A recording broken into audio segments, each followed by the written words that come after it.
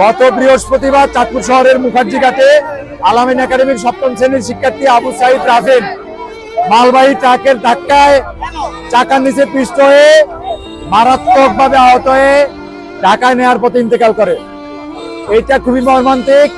আমরা প্রায়ই দেখছি চাঁদপুর শহরে যখন দিনের বেলা ট্রাক ঢুকার কথা না, কিন্তু ট্রাকের ধাক্কায় সড়কে প্রায় দুর্ঘটনা ঘটছে। কিছুদিন আগে বসিরহাটেও একটি মেয়ে মারা যায় শান্তা নামের, সেখানেও আমরা বিচার পাইনি, কোনো পদক্ষেপ দেখিনি।